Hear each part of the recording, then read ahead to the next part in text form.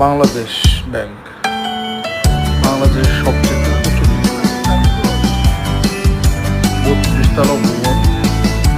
পাশে রয়েছে সেনা কল্যাণের 21 তলা ভবন। এর পাশে রয়েছে